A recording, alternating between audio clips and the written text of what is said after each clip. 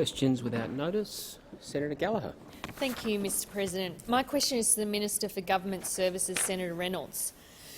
In approving an almost $2 billion settlement for victims of the Coalition Government's unlawful robo-debt scheme, Justice Murphy characterised it as, and I quote, a shameful chapter in the administration of the Commonwealth social security system and a massive failure of public administration. Why was this shameful chapter, designed by Mr Morrison as Social Services Minister, implemented by him as Treasurer and supported by him as Prime Minister? Minister for Government Services, Senator Reynolds. Thank you very much, Mr President, and I thank the Senator for the question. Look, the Federal Court has approved the settlement of the income compliance class action. Services Australia will be implementing a scheme to distribute the settlement funds of $112 million, less court-approved costs for Gordon Legal. The background of the history, which Senator Gallagher raises, is very well known. But for me, as the minister now, what is important is how we move forward and put this behind us. The court has decided the settlement. The court has decided the settlement is fair and reasonable, and it is in the interest of class action members. The court noted that the contradictor, who was appointed to represent group members' interests, described the proposed settlement as a very favourable outcome. And both the Commonwealth and Gordon Legal have acknowledged that the settlement of the class action is not an admission of liability by the Commonwealth and does not reflect any acceptance by the Commonwealth of the allegations that the Commonwealth or any of its officers had any knowledge of unlawfulness associated with the income compliance program. His Honour also similarly found that there is little in the materials placed before the courts that could have substantiated such an allegation. Senator Gallagher, a supplementary question. Thank you. I do have a supplementary. Justice Murphy also said, and I quote, one thing that stands out is the financial hardship, anxiety and distress, including suicidal ideation and, in some cases, suicide, that people or their loved ones say was suffered as a result of the robo-debt system. Does the Morrison government accept that almost 500,000 people were hounded and suffered at the hands of a scheme designed, implemented and supported by Mr Morrison from day one? Senator Reynolds. Thank you very much, Mr President. And any death is regrettable. But I think those opposite, by trying to suggest an elevated death rate for those who previously received income data matching lessons, is not consistent with the facts. Incorrectly interpreting death statistics as being suicides can in fact cause further distress. And I would ask most sincerely all parliamentary colleagues and the media to reflect on their commentary, including their own duty of responsibility to not risk causing harm to vulnerable Australians. Order. Senator Wong on order. I have Senator Wong on a point of order. Senator Wong.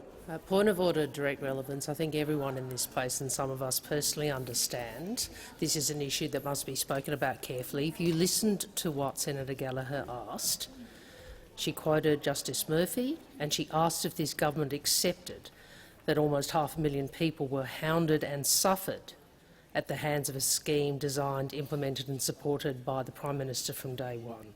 I'd ask the Minister to not go down the path she is going, but to be directly relevant to that question. I've allowed you to remind the Minister of the question. I believe, given the quotation that was used, the Minister is entitled to talk about that topic and remain directly relevant. Senator Reynolds. Thank you very much, Mr President. And what I will do is reiterate what the Prime Minister said on the 11th of June 2020. The Prime Minister did apologise in Parliament for any hurt and harm caused in the way the government has dealt with this issue. Clearly, this has been an extraordinarily difficult process for all involved, and we do apologise for the way aspects of this program were administered. Order. Senator Reynolds, time for the answer has expired. Senator Gallagher, a final supplementary question. Thank you.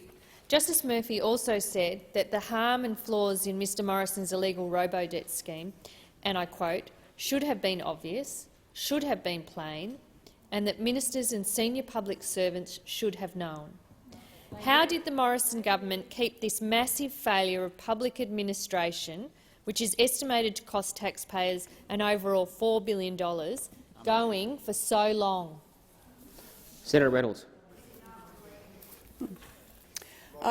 Well, thank you very much, Mr. President. And again, can I just say that the facts and the circumstances of this matter are well known. They have been well prosecuted and traversed in this place and also in the courts. Order on my that left. matter has come to a conclusion in that the federal court has approved the settlement in income compliance Senator class O'Neill. action. And the court has said that this settlement on behalf of the Commonwealth is fair and reasonable and is in the interest of class action members. Order on my left. If I call senators to order, I am going to ask them to pause interjecting.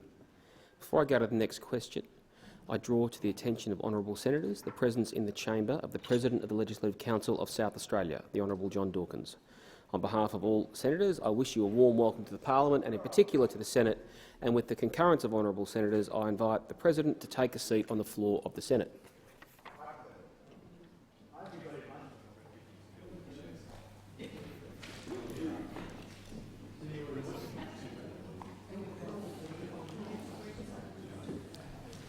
Senator Patterson. Thank you, Mr. President. My question is for the Minister for Foreign Affairs, Senator Payne. Can the minister outline Australia's approach to working with partners to address current regional and global challenges to security and stability? The Minister for Foreign Affairs, Senator Payne. Thank you, Mr. President, and I thank Senator Patterson for his question. Mr. President, we know that Australia's future prosperity and security depend on an Indo-Pacific region that is stable, is open and free, that's supported by cooperation between sovereign nations. We're working with allies and partners to maintain and expand a resilient region in which sovereign states make decisions which are free from coercion, interference or aggression. Our inclusive and practical diplomatic approach is to work ever more closely with all countries that share this vision, reinforcing traditional alliances with the United States and the United Kingdom, for example, while expanding cooperation with regional groups such as ASEAN and the Pacific Islands Forum, newer arrangements such as the Quad, and innovative partnerships such as the Australia-France-India trilateral partnership and the Australia-Indonesia-Timor-Leste trilateral. We have 5 clear objectives in enhancing our national interests: supporting open societies, open economies and a rules-based order, building our sovereign capability, capacity and resilience, cooperating on global challenges, including equitable COVID-19 vaccine distribution and climate change, for example, enabling renewed business-led growth, including strongly advocating for reform of the World Trade Organisation, and fifthly, demonstrating that liberal democracies work. Australians can be assured that the Morrison government will continue to promote their interests at home and abroad, whether it is in strengthening our defence, in protecting human rights or opening opportunities for trade and business, as we've seen overnight in the meeting between Prime Ministers Johnson and Morrison. Our free trade agreement with the UK is aimed at creating jobs and expanding opportunities in a clear demonstration of what 2 liberal democracies and open economies can achieve.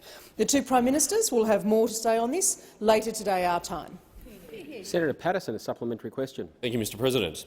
Can the minister update the Senate on the outcomes secured during her and the Prime Minister's recent international visits? Senator Payne. Thank you, Mr. President. And again, I thank Senator Patterson. What the Prime Minister's visits to Singapore and the G7+ meetings have shown is to produce important outcomes and to show the benefits of collaboration with key partners. Australia will provide at least 20 million COVID-19 vaccine doses to boost access in developing countries, and we have signed partnerships on low-emissions technology investment with Singapore, with Japan and with Germany. The Prime Minister's discussions and my own with G7+ foreign and development ministers last month, and also in Geneva and Washington, have reinforced the aligned approaches of like-minded nations on issues such as open markets, on political freedoms, on human rights and global recovery from COVID-19. In addition, the Prime Minister and I and Minister Seselja have also been able to visit our close friend and neighbour New Zealand to underscore our shared commitment to working together on our region's health, security and economic interests. Senator Patterson, a final supplementary question. Thank you, Mr. President. Can the minister update the Senate on the outcomes of Australia's 2+2 meetings with Japan and Germany last week? Senator Payne. Thank you, Mr President. Our joint foreign affairs and defence 2+2 dialogues are vital to align our diplomatic and security priorities with key partners. Virtual at this point in time rather than in person, but the outcomes with our Japanese and German counterparts last week really do demonstrate the value of that shared effort. With Japan, we agreed to strengthen cooperation on economic security, to deepen defence cooperation, to enhance engagement with the United States and other partners, and to support Southeast Asia and the Pacific in response to COVID-19. We also voiced our strong shared opposition to coercive and destabilising behaviour in our region. Our meeting with Germany demonstrated the increasing focus of liberal democracies on the Indo-Pacific. I signed an enhanced strategic partnership on practical cooperation with Germany during the second of our 2+2s with Germany, the first being held in 2016. Australia has been active in creating these opportunities, and it's something that both the Minister for Defence, Mr Dutton, and I will continue to pursue. Senator Watt. Thank you, Mr President. My question is to the Minister representing the Minister for Health, Senator Colbeck. On at least 11 occasions in budget estimates, this minister refused to say whether or not the Morrison government is responsible for vaccinating aged care workers. Can the minister confirm today whether the Morrison government is responsible for vaccinating aged care workers? Yes or no? Minister representing the Minister for Health and Aged Care, Senator Colbeck. Thank you, Mr President. Thanks, Senator Watt, for the question. Clearly, Mr President, the Australian government is responsible for the vaccination rollout to Australians all across the country. So in that context, we are responsible for management of the vaccination rollout for everybody. Mr President, we have taken particular responsibility as a government, and we indicated this publicly, that we would organise the vaccination specifically of residents and workers in residential aged care. We made that announcement very early in the vaccine rollout, Mr President. Unfortunately, Mr President, we received a couple of pieces of advice that meant that we had to reassess our vaccine rollout process. Firstly, Mr President, and I've indicated this to the Senate in Senate estimates, as Senator Watt very well knows, Mr President, we received advice that we should not vaccinate residents and the workforce at the same time. It wouldn't be safe to do so, Mr President. So we followed that advice. We followed that advice, Mr President, and we continued with our process of vaccinating the residents in aged care. And Mr President, and I'm very pleased to say that 100% of aged care facilities have received a first dose visit across this country, and 94.2% of those facilities have now received a second dose visit. So we are very close to having vaccinated our aged care residents, Mr President. And then we received some advice that indicated that we should change the way that we utilise the AstraZeneca vaccine, Mr President. So that meant that we had to again repivot the rollout for vaccines to the workforce, Mr President. And so we went back to National Cabinet. Mr President. We got agreement from the states and the territories that they would work with us to vaccinate the workforce. So we are working with them. We are offering 5 different mechanisms to vaccinate the workforce across the country. Senator Watt, a supplementary question. Thank you, Mr President. On the 7th of January this year, the Prime Minister said, and I quote, "I think, there are more important people who need to get vaccinated, frankly, than me and the Health Minister. And the premiers, for that matter. They're the aged care workers." Almost 4 months after Mr Morrison received his first dose, how many aged care workers are still waiting for their first dose? Senator Colbeck. Thank you, Mr President. Mr President, Mr President, Order. I've got lots of folders, Mr President. Mr President, it is important that the aged care workforce get vaccinated, and that's why we worked with National Cabinet to put in place where, cooperatively with the states, we would vaccinate the workforce. So, Mr President, we did take our responsibility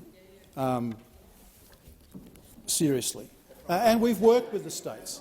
And a number of the states have had periods of time where they've accelerated the access of vaccine for the aged care workforce, Mr President. So we have taken up responsibility and we continue to do so. We continue to work cooperatively with the states. Senator Colbeck, I have Senator Watt on a point of order. Senator Watt. On relevance, Mr President, I'm conscious there's only 21 seconds to go, and I'm keen to get an answer to my question, which is how many aged care workers are still waiting for their first dose. I've reminded senators asking questions before. I've allowed you to remind the minister of, if you could listen when I rule Senator Watt, I've reminded senators that where a question is highly specific in nature without a preamble, the test of direct relevance is strictly applied, and I have done so. The minister, I've allowed you to remind the minister of the concluding part of your question, which did include that specific element, but you did include a quotation before that, and the minister is entitled to be directly relevant if he's addressing that quotation. Senator Colbeck. Thank you, Mr President. So we continue to work with the states and territories, aged care providers, the medical workforce around this country to vaccinate all of those who need vaccination, and quite clearly, Mr President, aged care workers have had priority, Mr President, and as of the latest date that I have, 46,273 have received their first dose and 40,256 have received their second dose. Has expired. Senator Watt, a final supplementary question. Order. The Morrison government promised aged care workers would be fully vaccinated by Easter. When will Mr Morrison finally deliver on this promise and ensure all aged care workers are fully vaccinated? Senator Colbeck. Thank you, Mr President. It's really quite dishonest that the Labor Party continue to repeat statements that don't take into account the changing circumstances that have occurred since those statements were made. It's really quite dishonest, Senator Mr President. Watt. Mr President, we recognise the importance of vaccinating the workforce in aged care. That's why we've offered them so many different pathways to accessing a vaccine, whether that be through their GP, whether that be through a state Pfizer clinic, whether that be through a Commonwealth GP respiratory clinic, whether that be through an InReach program that's supported by the aged care provider. We have put in place a number of different mechanisms to support the aged care workforce in receiving their vaccine. It is important that they do so, Mr President, and we will continue to work through all of those avenues to make sure that every aged care worker in this country has access to a vaccine should they want one. Senator McKim. Thank you, President. My question is to the Minister representing the Minister for Immigration. Minister, I refer to the Marookapan family, which your government has detained for years, spending millions of dollars to deliberately harm two innocent children and their parents. Why did it take one of the children suffering from a potentially life-threatening illness for your government to show even the merest glimpse of compassion? And, Minister, why has this family not simply been allowed to return to their home in Biloela? The Minister representing the Minister for Immigration, Citizenship, Migrant Services and Multicultural Affairs, Senator Cash. Thank you, Mr President. And I thank Senator McKim for the question, because, Senator McKim, what it again shows the people of Australia is that under the Greens you will continue to allow people, smugglers, to exploit people by putting them on boats and drowning 1,200 drown, and taking that perilous journey to Australia. Senator McKim, the question that you have put to me is a very real reminder for everybody in this chamber that as a country, as a government, we are still today in 2021 dealing with the legacy of border protection failure when both yourself and Labor were last in government. Mr President, the Morrison government has made it very, very clear. Only misery, human misery, can result from allowing people smugglers to conduct their ugly trade. 1,200 people— Senator Cash. Senator McKim on a point of order. Thanks, Mr President. The point of order is relevance. Didn't ask about borders, didn't ask about border protection, didn't ask about the Greens policy, didn't ask about Labor policy, just asked about one family and why they are not allowed to return home. That was the extent of the question. On the point of order, I take the point made by Senator McKim that while it was a very broad question and questions that contain multiple whys do allow a lot of discretion in answering it, I will take your point that that does not include covering alternative policies or policies of other parties in general commentary. So, Senator Cash, to continue. Thank you, Mr President. And the Morrison government has made it very clear there can be no incentive, Senator McKim, for people to circumvent our orderly and generous migration system. In relation to the decision that has been made by the Minister for Immigration, he has decided that the Sri Lankan family on Christmas Island will be released from held detention and they will be reunited in the Perth community. They will reside in suburban Perth through a community detention placement close to schools and support services, whilst the youngest child receives medical treatment from nearby Perth Children's Hospital. But let me be very, very clear, Mr President. This decision strikes a balance between the government's strong border protection policies and appropriate compassion in circumstances involving children in detention. Time for the questions answers expired. Senator McKim, a supplementary question. Thanks, President. Minister, why does the minister not simply lift the bar and allow this family to make a valid visa application and set them on a pathway to permanent residency and ultimately to citizenship? Or haven't they suffered enough for you? Senator Cash. Thank you, Mr President. And I will reiterate what the relevant minister has reiterated, what previous ministers have reiterated and what the Prime Minister has reiterated. We have made it clear that under our government, if you arrive here illegally, you will not be permanently resettled here. And we need to be very clear, Mr President. Today's decision by the Minister for Immigration does not create a fresh pathway to a visa. The government's position on border protection has not changed. Anyone who arrives in Australia illegally by boat, Senator McKim, will not be resettled permanently.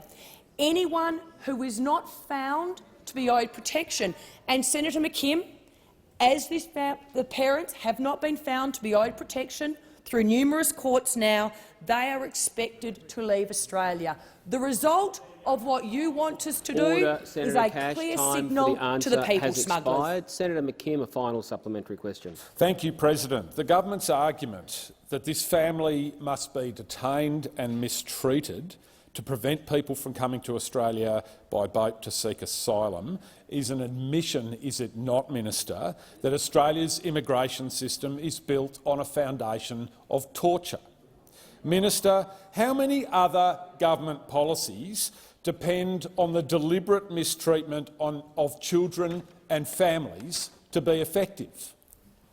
Senator Cash. Well, unfortunately, Senator Kim, yet again, and you and I have done this before, we are going to agree to disagree.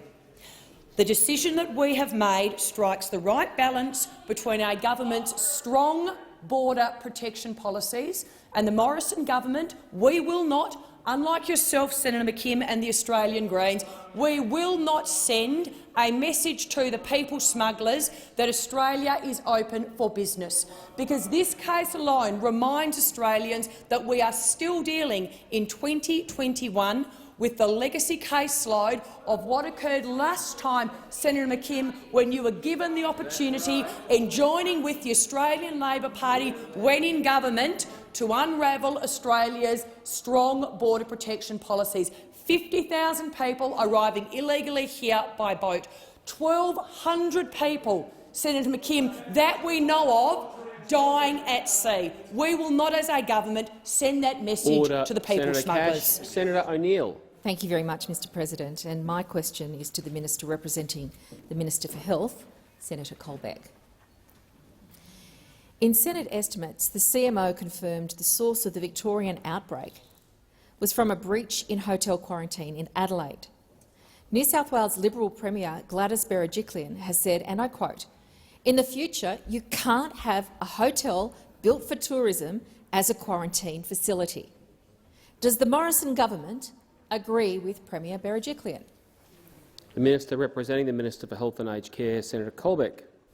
Thank you, Mr President. And I would urge those on the other side to use the entire quote in context rather than the way that they do in this place, because it provides a very different perspective. Mr President, what's occurring in Australia right now in the context of the provision of quarantine for people coming into Australia is that we are operating a quarantine system based on a National Cabinet agreement that's been reaffirmed by National Cabinet a number of times, Mr President. So the hotel quarantine system is being operated at a national level in consultation and collaboration between the states and the Commonwealth based on a National Cabinet decision, Mr President. That's the process and the fundamentals under which the quarantine system for people returning to Australia is being conducted right now.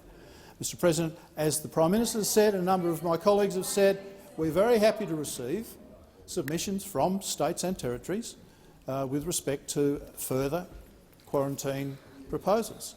There's a conversation occurring right now, in fact an agreement between the Commonwealth and Victoria with respect to a proposed additional facility in Victoria. The arrangements for those are being finalised right now, Mr President. Those negotiations with Victoria continue. So we will continue to work in accordance with the National Cabinet decision for the operation of quarantine for people coming back into Australia with COVID. We will continue to work with the states and territories, Mr President, on the development of additional capacity in the states and territories based on proposals provided by those states and territories, Mr President. We've accepted the proposal from Victoria. We continue to operate that. And I might add, Mr President, those proposals are about additional capacity, providing additional capacity to the system so that we can bring more people home, Mr President. And we will continue to work in the collaborative way we have through National Cabinet. Senator O'Neill, a supplementary question. Thank you very much, Mr President.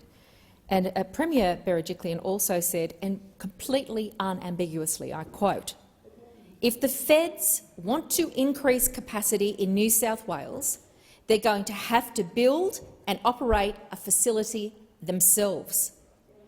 Will the Morrison government listen to Premier Berejiklian and build and operate a federal quarantine facility in New South Wales? Senator Colbeck. Thank you, Mr President. I thank Senator O'Neill for the question. As I've just indicated, and had Senator O'Neill wanted to listen to the question, to the answer, she would have noted that the Commonwealth Government is quite happy to receive submissions from any state or territory for a hotel quarantine proposal. So, Mr President, if the Premier of New South Wales wants to put up a submission for an additional hotel quarantine or an additional quarantine system in New South Wales, Mr President, we will happily receive it. We will happily receive it, just as we have from Victoria, just as we're having conversations with other states and territories. So if they want to put up a proposal, we welcome that, Mr President. But we are working collaboratively with the states and territories through National Cabinet to bring people home. And I congratulate New South Wales, Mr President, for operating a gold standard system, but also carrying the bulk of the burden of bringing Australians home. Time for the answers expired. Senator O'Neill, a final supplementary question. Thank you, Mr President. We've had now 22 breaches of hotel quarantine today. How many more hotel quarantine breaches will need to occur before the Morrison government finally accepts their constitutional responsibility and acts on establishing national federal health quarantine? Senator Colbeck. Thank you, Mr President. Well, the Commonwealth does acknowledge and accept its responsibilities at a national level for quarantine.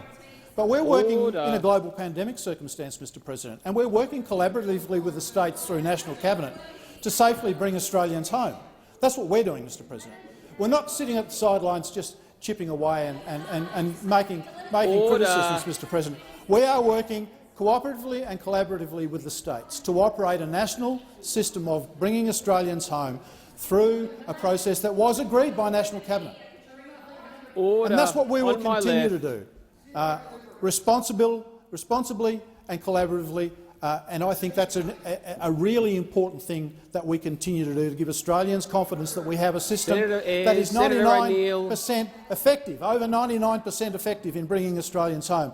And as Senator O'Neill would know from New South Wales has done the bulk of the heavy lifting in bringing over 50% of the people back to Australia through their hotel quarantine system and should be congratulated for their efforts. Colbeck. Senator Abetz. Thank you, Mr President. My question is to the Minister representing the Minister for Home Affairs. Last week we saw an exceptionally successful police operation that landed a significant blow on organised crime in Australia and abroad. Can the Minister outline to the Senate how the Liberal National Government is building a more secure and resilient Australia in the face of growing threats to Australia's security? Minister representing the Minister for Home Affairs, Senator Cash. Thank you, Mr President, and I thank Senator Abetz for the question. And Mr President, just last week we saw why Australian governments can never take their eyes off protecting Australia and Australians from organised crime. Operation Ironside is a great example of cooperation between our law enforcement agencies and their overseas counterparts in our ever-constant fight against organised crime networks that target Australia. In terms of Operation Ironside itself, the operation has inflicted significant damage to organised crime networks in Australia. Approximately 9,000 officers globally, including 4,500 from here in Australia, have been involved in this 3-year covert operation.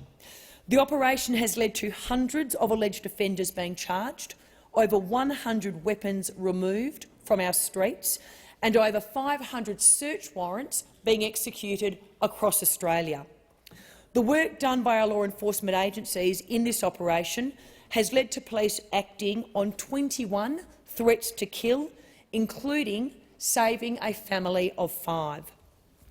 Mr President, the Morrison government is continuing to invest in supporting the international efforts to combat the ever-growing threat that transnational, serious and organised crime poses to us here in Australia. In the recent budget, the government committed an additional $1 billion to help tackle the risks our community faces from organised crime, from criminals and from terrorists. This will continue to support the investment our government has made in law enforcement, in intelligence and security agencies since we were first elected in 2013. I'd like to particularly thank, though, the men and women in our law enforcement agencies who work on the front line each and every day to keep Australians safe. Senator Abetz, a supplementary question. Yes, I do, Mr President. I thank the Minister for her most informative answer, and I ask further, as Operation Ironside exposed, a large criminal network exists in Australia which threatens our way of life. Has the government provided our law enforcement, security and intelligence agencies with more support since first elected, and if so, to what extent and how? Senator Cash.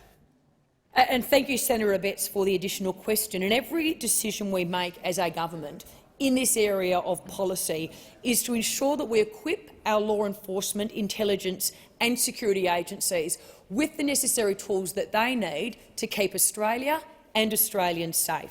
Since we were first elected, Mr President, in 2013, our government has now passed 22 different pieces of national security legislation that is crucial in helping the relevant agencies investigate, monitor, arrest and prosecute extremists.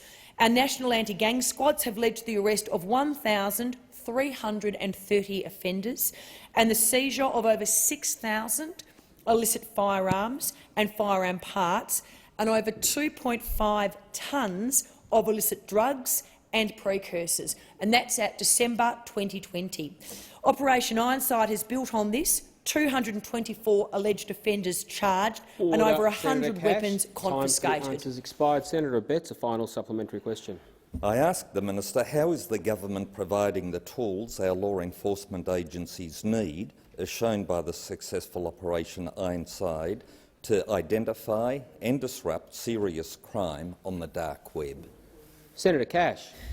Well, Mr President, as a government, we are determined to provide our agencies with all reasonable powers necessary to protect the lives of children and to protect the Australian public from criminals acting anonymously online to perpetrate other serious crimes. As technology has changed, so too has the tradecraft of criminals. Our government has introduced a bill to Parliament that will provide new powers to law enforcement agencies to shine a light into the darkest recesses of the internet and hold those who are committing serious crimes to account. These key new powers are critical in enabling law enforcement to tackle the fundamental shift in how serious criminality is now occurring online. Without enhancing the AFP and the ACIC's powers, we leave with outdated ways of attacking an area of criminality that is only increasing in its prevalence. As a government, we are committed to doing all that we can Senator Cash, to tackle time this. for the answers expired. Senator Lambie. Thank you, Mr President. My question is for the Minister representing the Minister of Defence, Senator Payne. At estimates, I asked the Chief of Army about the issues at the Sydney University Regiment. Since then, I've heard more stories about young cadets and army reserves training to be officers being pushed around and harassed by older officers who think they own the joint. Is the Minister of Defence confident that the next cohort of 18 and 19-year-old gap-year officer cadets and army reservists who go through the Sydney University Regiment will be safe from abuse, illegal room searches and other unacceptable behaviour from the hierarchy? The Minister representing the Minister for Defence, Senator Payne. Thank you, Mr President. I thank Senator Lambie for her question. Senator Lambie, through you, Mr President, I don't have a specific brief with me in relation to the Sydney University Regiment, but I can absolutely reiterate the expectations of the highest standards of behaviour applying right across the system, including to the regiment, its leadership and its administration. I will take the details of Senator Lambie's question on notice, Mr President, and provide further information to the chamber. Senator Lambie, a supplementary question. Thank you, Mr President. The cadets who have blown the cadets in the Army Reserve that are training to be officers have blown the whistle and told me and others what's going on here, have been incredibly brave. What protections is the minister planning to put in place to make sure there won't be serious consequences for their careers because they have finally found the courage to speak out? And we're going to have the same thing go on with the Royal Commission unless we give full protection to diggers to come forward so we can get to the bottom of why we've got suicides. So is there anything put into place? Senator Payne. Thank you, Mr President. And again, I will take the specific details of Senator Lambie's question on notice, but I can say that the bravery and strength and leadership it takes to speak out, to call out inappropriate behaviour is most certainly acknowledged, not just in relation to the ADF, not just in relation to cadet and reserve units, but much more broadly across our society and our communities. So I do acknowledge that, and I do agree with Senator Lambie that appropriate support should be provided to those people who are appropriately calling out bad behaviour where it exists, no matter where that happens. Senator Lambie, a final supplementary question. Thank you, Mr President. As per usual, the ADF has called in one of its own, a colonel from the very regiment that is dishing out the abuse. Why haven't the military police or IGADF been asked to investigate serious allegations of illegal room searches instead of doing a stupid fact find, which we know goes nowhere? It's no central database for it to report on these fact finds. And once again, you would think with a Royal Commission coming up that they would be trying a little bit harder to make sure that the right people are investigating these things that are going on in their regiments. Why not? Senator Payne. Thank you very much, Mr President. I understand there would, of course, be initial steps taken in a circumstance such as this. And again, I'll take the details of Senator Lambie's question on notice and I'll return to the chamber with further information. Senator Pratt. Thank you, Mr President. My question this afternoon is to the Minister representing the Minister for Health, Senator Colbeck. After 4 months, why is it that less than 15% of Australia's 366,000 aged care workers have been fully vaccinated? The Minister representing the Minister for Health and Aged Care, Senator Colbeck. Thank you, Mr President. As I've indicated to the chamber a number of times— Order. today, Mr President, on a number of occasions we've had to reset the vaccination rollout to aged care workforce. In fact, Mr President, the vaccination of the aged care workforce was a topic of discussion, specific topic of discussion at National Cabinet only a couple of weeks ago, Mr President. So all the states and the territories in the Commonwealth are taking the matter of vaccination of the workforce extremely seriously, Mr President. And as I've indicated to the chamber already today, on a couple of occasions we've had to reset the vaccination process for the workforce of the residential aged care workforce because of health advice that we've received with respect to, firstly, vaccinating the workforce and the residents at the same time, and also, of course, Mr President, the utilisation of the AstraZeneca vaccine for those 50 and over, and of course a preference for the Pfizer vaccine for those under 50, Mr President. So what is in place right now to support the workforce is access to their GP, state Pfizer clinics, GP respiratory clinics, an in-reach program that's out for tender, an open tender for aged care providers to vaccinate their own workforce in conjunction with other health professionals. And of course we continue to offer the aged care workforce in residential aged care access to the Pfizer vaccine while we're doing the second round vaccinations and completing that process, Mr President. So we continue to provide a number of opportunities for the aged care workforce to access a vaccine, Mr President, and of course it remains a topic of discussion at the highest levels, including at National Cabinet. Senator Pratt, a supplementary question.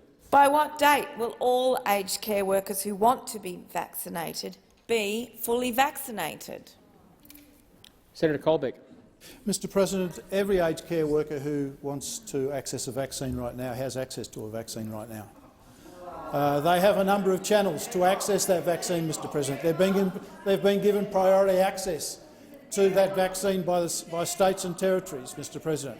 And we continue to work with the states and territories, with the aged care providers, on providing a number of channels for the aged care workforce to access a vaccine, Mr President. As you would all be aware, the topic of whether or not the aged care workforce should be compulsorily vaccinated was discussed at the National Cabinet just a couple of weeks ago, Mr President. The fact that it was discussed at that level is an indication of how seriously both the state and territory governments and the Commonwealth Government agree that this issue is to be managed. So we continue to offer a number of opportunities for the aged care workforce to access their vaccine, to make it as easy as possible for them to do so, Mr President. And we continue to work with the states and territories to achieve that goal. Senator Pratt, a final supplementary question. Government has broken its promise that all Australians will be fully vaccinated by October. 4 million would be vaccinated by the end of March, all 1A would be vaccinated by Easter, and 6 million Australians would be vaccinated by May 10. Isn't the Morrison government refusing to take responsibility for vaccinating aged care workers because it would rather not have a target than miss yet another one? Senator Colbeck. Mr President, thank you. Thanks, Senator, for the question. Mr President, we continue to build and grow the rollout of the vaccine. And, Mr President, the fact that, Mr President, we now have had over 5 million Australians receive their first dose of a vaccine is a significant achievement, Mr President, and we're very close to achieving 6 million doses of vaccine administered, Mr President. 6 million doses administered. So we continue to build the vaccine rollout as we increase the capacity of supply.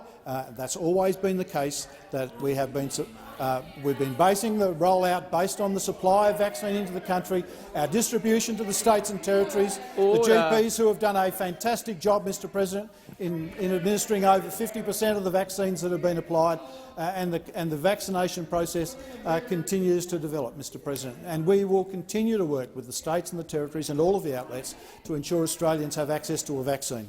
Senator Askew. Thank you, Mr President. My question is to the Minister for the National Disability Insurance Scheme, Senator Reynolds. Can the Minister please update the Senate on the Morrison government's commitment to ensuring there is strong, skilled and sustainable NDIS workforce? Minister for the National Disability Insurance Scheme, Senator Reynolds. Thank you very much, Mr President, and I thank Senator Askew for that question and for her support for people on the NDIS in Tasmania.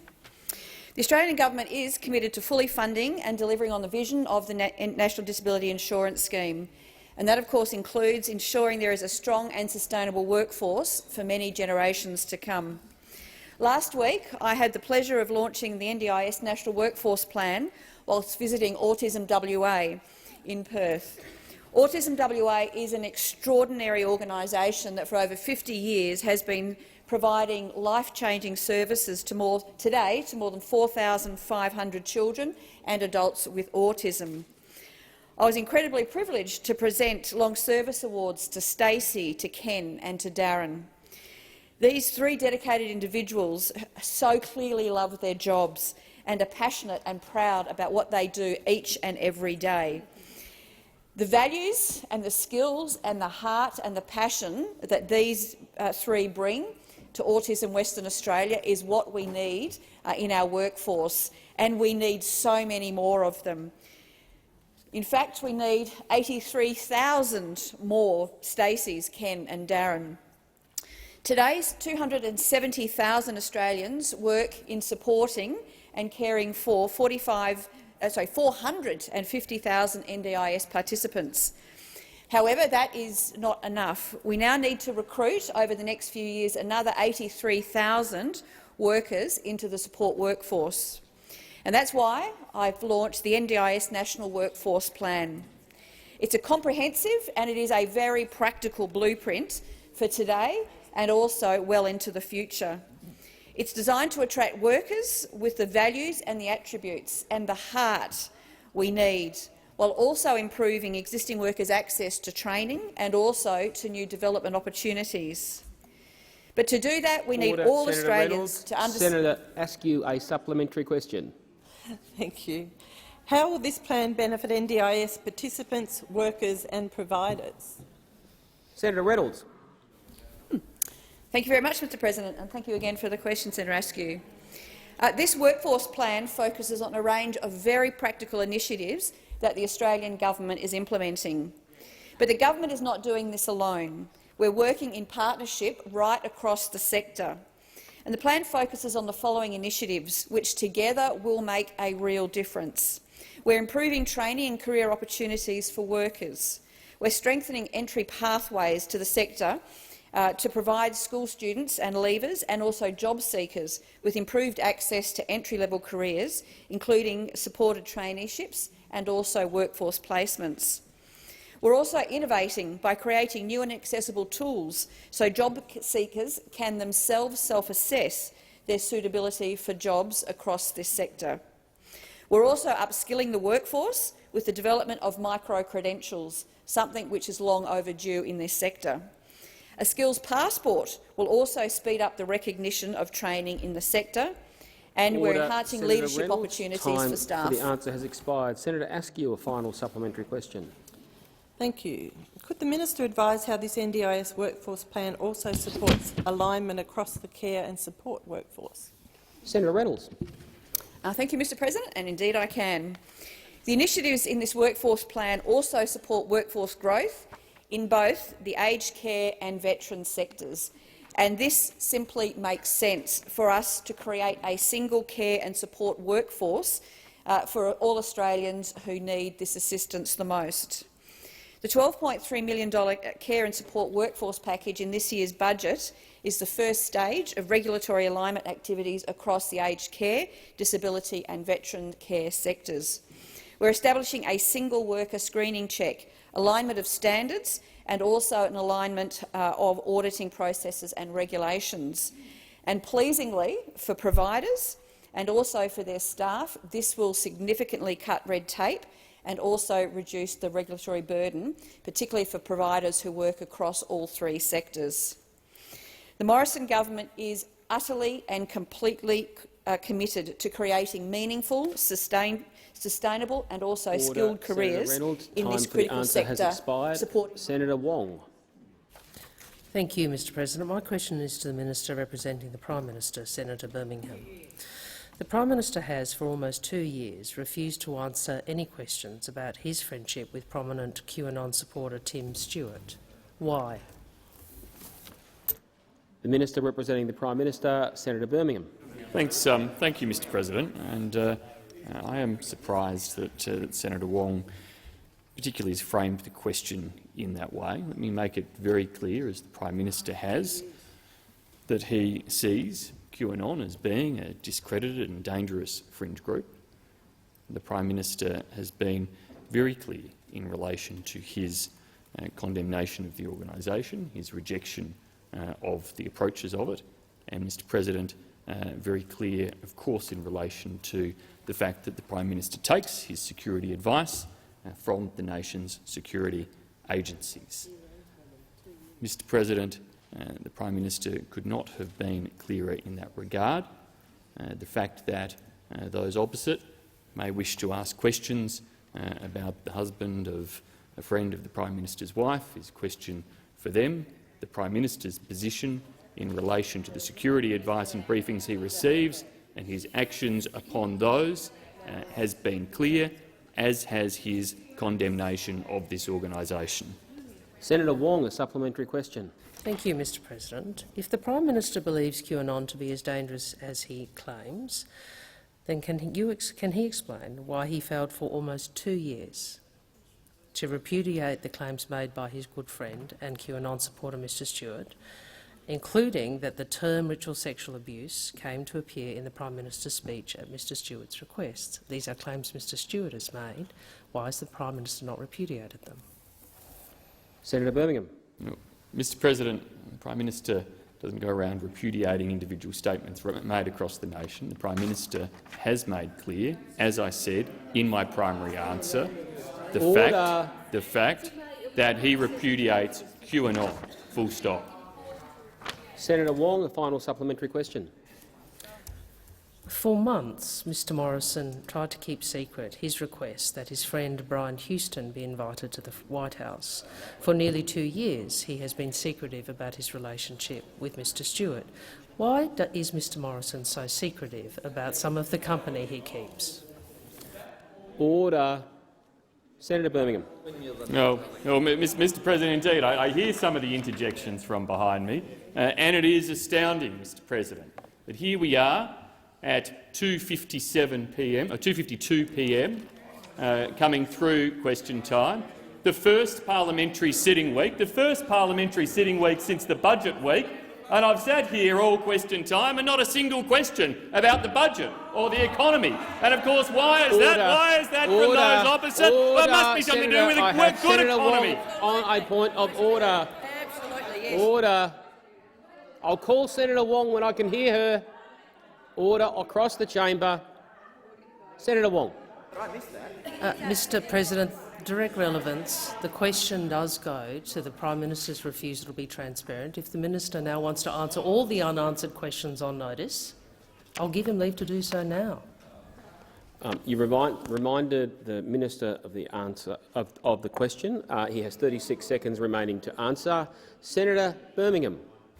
Mr. President, the Prime Minister's addressed the substantive issues here in terms of his repudiation of QAnon and that organisation. But those opposite won't address the matters of actual interest to Australian families, their jobs, the economy, the fact that this side of politics has ensured that we have got more jobs and an economy coming back stronger than anywhere else in the world. The fact that this side of the parliament has made sure Australians have got more money in their pockets thanks to our tax cuts, and they won't say whether or not they'll support them into the future. That's the contrast. That's the clarity for us. Senator we are Birmingham. working for Australian Time families. for the answer has expired. Order. Senator Hughes. Thank you, Mr. President. My question is to the Minister for Women's Safety, Senator Ruston. Can the minister advise how the Morrison government is supporting Australians who are escaping violence? The Minister for Women's Safety, Senator Ruston. Thank you very much, Mr. President, and thank Senator Hughes for her question on this really, really important issue. In the 2021-22 budget, I think we have demonstrated our absolute commitment to keeping Australian women safe with our historic $1.1 billion commitment to ending domestic violence, family violence and sexual violence against women and their children. And it also lays the groundwork for the establishment of the next national plan. And as I said, we are talking about ending violence against women and their children, not merely to reduce the level of violence. The package focuses on all aspects: prevention, early intervention and responding to give women support when they made that extraordinarily brave decision to leave a violent relationship. And that's why we have made an investment into the escaping violence payment, $164.8 million over the next 2 years to provide up to $5,000 support to women and their children when they leave a violent situation, because we know that financial dependency is something that often keeps women in a violent relationship, and we are absolutely committed to helping women who wish to escape those situations. So this money goes towards a $1,500 payment in cash so that you can buy the essentials for herself and her family, and also a further $3,500 to do things like maybe pay the bond, maybe it is to register the car, and maybe it is just being able to give her the confidence to be able to start a new life. We also have provided $130 million through the COVID pandemic to help frontline services. We will be providing an additional $260 million to continue to support our states and territories to bolster frontline services over the next 2 years. We've also added money to our Safe Places program, $60 million over the last 2 years, with another $12.6 million to make sure that women have a safe place to go when they're escaping violence, because we know that emergency accommodation is one of the most critical things on that night or that day that you choose to leave home. Senator Hughes, a supplementary question. Thank you, Mr President. Can the minister outline how the Morrison government is helping prevent domestic, family and sexual violence into the future? Senator Ruston. Thank you very much, Mr President. Well, our priority has to be early intervention and prevention, because we know that a future without domestic, family and sexual violence can only happen if we change behaviours and attitudes and we make sure that people understand what is acceptable behaviour. So we have announced $35.1 million to expand our national campaign Stop It at the Start, which has been so tremendously successful to date. But yesterday I was very pleased to announce the launch of a 5-part children's series of audio books that you can download from wherever you download your podcast from, to encourage respectful behaviour amongst children. And I'd like to thank Nova Entertainment for partnering with this and the government in this thing we call Project Ari.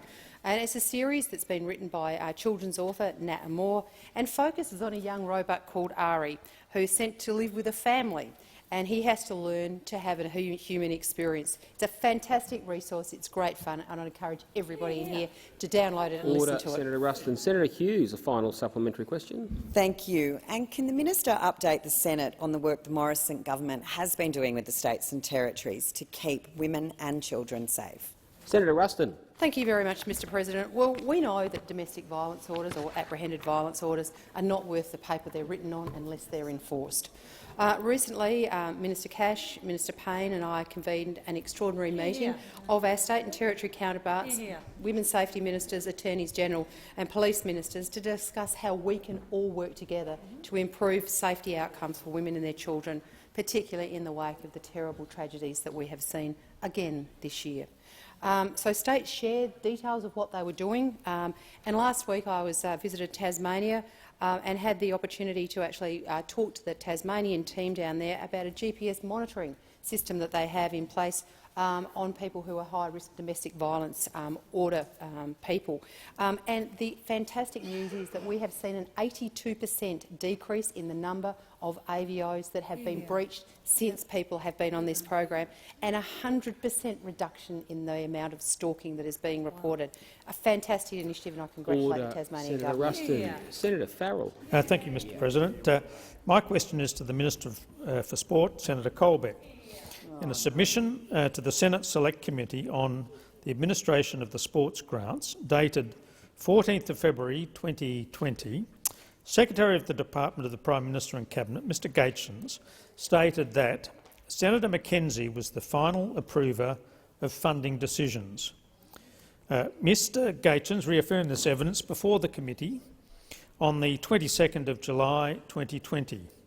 Is Mr Gaetjens correct that Senator McKenzie was the final approver of funding decisions? The Minister for Sport, Senator Colbeck. Well, Mr President, the guidelines for the community sports infrastructure grants were very, very clear. The minister was the decision-maker with respect to the allocation of the grants. Senator Farrell, a supplementary question. Yes, I do have one. Thank you, Mr President. In reference to a current federal court proceeding, it was reported on the 2nd of June 2021 by The Guardian that, and I quote, "Sport Australia insists it retained the final say on which applications would be approved for funding despite a flurry of late changes to grant recipients requested by the former federal sports minister." Why is the Commonwealth asserting one thing before the federal court and another thing before the parliament? Senator Colbeck. Thank you, Mr President. I'm not sure that some of you should say that, make that sort of comment. Serious reflection on a... I didn't hear if someone wishes to raise something. Senator, thanks, Senator, for the question. Sport Australia has put forward a defence for the case that's been taken against it into the court. Senator Farrell did ask some questions of Sport Australia at estimates as a part of the estimates process. At that point in time, the CEO of Sport Australia indicated that he was not prepared to, under legal advice, to answer questions with respect to the defence while the court case was ongoing, and Mr President, I don't intend to either. Senator Farrell, order. Order. Senator Farrell's on his feet. Senator Farrell, final supplementary question. One, thank you, Mr President. Will the minister now tell us who was the final decision-maker? Senator Colbeck. Mr President, as I've indicated, the guidelines for the Community Sport Infrastructure Grant program were very, very clear, that the minister was the decision-maker with respect to the grants. That does very, very clear, Mr President. The guidelines for the Community Sport Infrastructure program stated that the minister was the decision-maker with respect to the allocation of the grants. Senator Birmingham. Thanks, Mr President. Mr President, I ask that further questions be placed on notice.